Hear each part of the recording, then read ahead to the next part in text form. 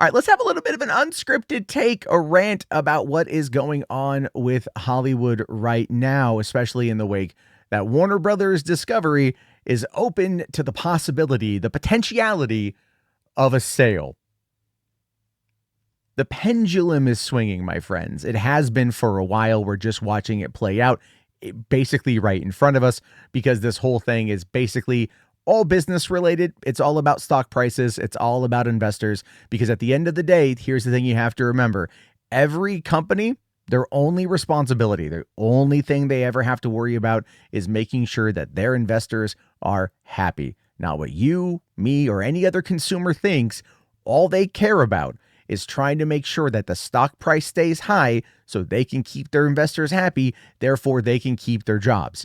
This is business, and that is what the entertainment business is. And now it is more apparent than ever before, especially considering the consolidations that just happened with David Ellison picking up Paramount, him putting a bid in for Warner Brothers rebuking that bid for them as well as Netflix. But now once the stock price went up, David Zaslav's like, money, money, money, money, money, money, money, money, money, money, money, money, money, and he wants the money. And because he wants the money, he is going to float the idea of selling and taking the bids for the stock price to increase because that's how he will get more money. And then when the price is right, he will sell it. That was always the plan when they took over in 2022. The plan was to try to repair, which to be fair, in 2025, Warner Brothers Studios absolutely killed it this year. DC Studios killed it for their first theatrical outing. They did very well. They're in a very good spot, which means that they are prime to sell. Because David Zaslav doesn't care about movies. He cares about discovery. He cares about all that other stuff that's ultimately going to be what he goes back to, which is one of the reasons why that they were splitting out the Warner Brothers and the cable channels. Because even though he was going to still be overseeing Warner Brothers Discovery, eventually he was going to go back over to the cable channels because that's ultimately his goal. That's been his baby. That's where he wants to go.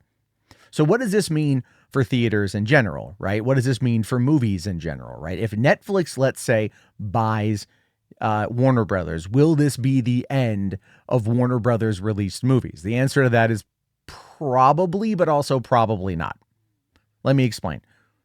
K-pop Demon Hunters is a prime example of where I think things are going. So the movie came out at the end of June. All right. It blew up. We've all seen it. We've all seen it multiple times. If you have kids, you've watched it till you know the lyrics to the songs, even the Korean bits in your eyelids when you close them. If you saw the movie back in August in theaters, you had a good time watching it in theaters. It made $20 million on just 2 days, and they're doing it again at the end of this month. Which makes me think that we're going to see a shifting from where you watch a movie first. Because if you have a movie that goes to, let's say, Amazon or Hulu or Netflix or wherever, and it does very, very, very well on that platform, if you release that movie in theaters at the height of its hype, will you be able to recoup a fair amount of costs with minimal marketing spend? The answer to that is probably. Will this happen to every movie? Probably not. K-pop Demon Hunters is a film that is very special for so many reasons. It's a great movie. It is my favorite movie of the year so far. It is that good. But it goes to show you that you can have the success in a streaming capacity where you spend less money on trying to market the movie. You use that as the marketing, and then you put the movie in theaters for a timed limited engagement, and then you build the FOMO. And when you build the FOMO, you get the money. Now, certain movies like Avengers and like Superman and like Avatar and I don't know, maybe Star Trek, perhaps, even though Star Trek itself is largely a TV franchise, I would say is dead theatrically. You'll have all those big franchises, right? But those big franchises are being done for different reasons. Like look at Tron Ares, for example. Tron Ares is set to lose Disney approximately $132 million if you believe Deadline. I personally don't. I think that the movie will definitely like have trouble turning a profit, but I don't think it's going to be as big of a loss as Deadline is pointing it out to be because they like to manufacture and kind of tweak things, especially when it comes to marketing, but that's a whole other conversation.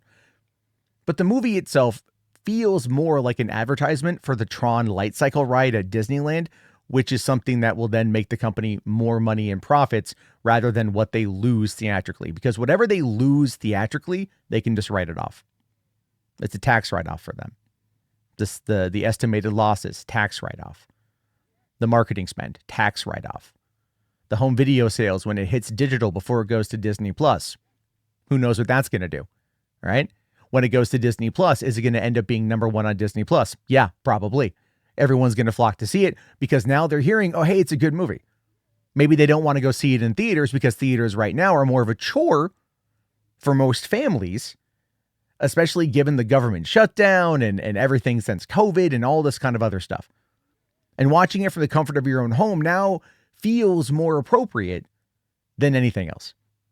And a lot of people will just wait. Why? Because they've been conditioned to wait because it's easier. And the path of least resistance is something that most people will do when it comes to entertainment.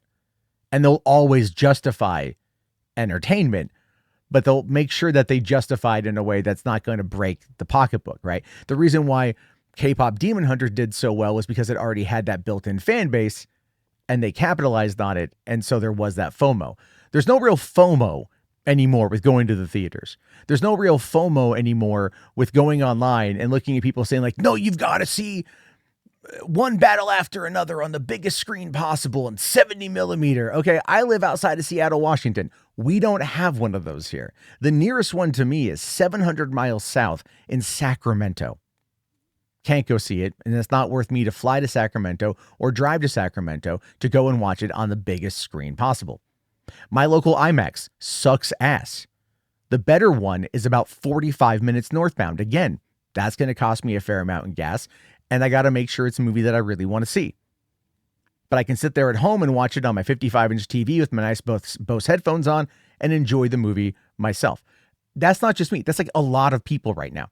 So we lie to ourselves when we're trying to push this idea about trying to hype up films, because the people who hype up the movies on Twitter or on social media aren't dragging their friends like we used to do. They're not scheduling movie dates like they used to do. With my friends, we used to get together and go see movies at least once a week, usually on Tuesdays or whenever else that we could. If it was a big name release, we'd all go Friday morning first show if we couldn't go Thursday night to see the midnight. Now they start showing the movies at 3 p.m. on a Thursday. But that still doesn't work for me because I work Thursday through Sunday. So on my end, it's already frustrating because I can't see the movie when it first comes out unless I make special arrangements with my bosses in order to be able to shift my schedule to be able to go fit that in. At the end of the day, most instances, it's not worth it for me to do that. Now, that's my complaint on it. And you can disagree with me or agree with me if you want. It's perfectly fine. What we're seeing here is a situation where the pendulum is shifting to having a home video experience first, theatrical experience second. And I think if that shifts the way that I think it's going, that could be interesting because it could ultimately save theaters and ultimately save studios money. Because if you go and look at theaters now, how many times in your theater are they showing older films that are brought back through Fandango, or they're doing some kind of revival, or they're doing maybe an anime or something? So many movies now are being brought in from like overseas or whatever, because they know that the market is not going to be reciprocal for American made films because we can just wait to watch them. And this isn't a 45-day window, 90-day window thing. That is what it is. But people are waiting to watch these movies at home because they know that they can. The experience is better. The sound quality is probably better. They don't have to pay a second mortgage to go and get popcorn and soda and snacks for them and their family. And they make it more of a communal experience. So that brings me then to the last little bit I want to talk about here. Are you upset that movie theaters are dying? And are you upset because people aren't going or people aren't watching the movies? Because at the end of the day, the movie is more important than the setting. And that's weird for me to say because I love going to theaters. But it's also a factor of convenience. And that's the thing a lot of people out there are tending to forget about this. There's no going back pre-COVID. It's not going to happen. So what do we do about it?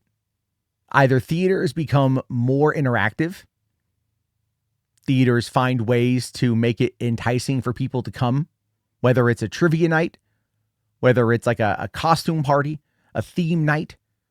You know, they have to now go to a consumer first experience, and they're not doing it. And then studios will put out statements like, well, people just didn't show up to the theater. Because it's not just enough anymore to go to the theater to watch a movie. You have to have a reason to do it. And if theaters aren't going to meet the call, then cut them out of the conversation completely. Remove them from the equation. And that's exactly why Netflix buying up Warner Brothers is probably going to be what happens. Because that kind of consolidation on streaming is sadly the future. Anyway, I look forward to your thoughts and your opinions on this one. We'll be live tonight on Hollywood After Dark. So be sure to tune on in and tell me if I'm right, if I'm wrong, and I want to hear it. I'll talk to you guys later. Thanks for watching. Peace out.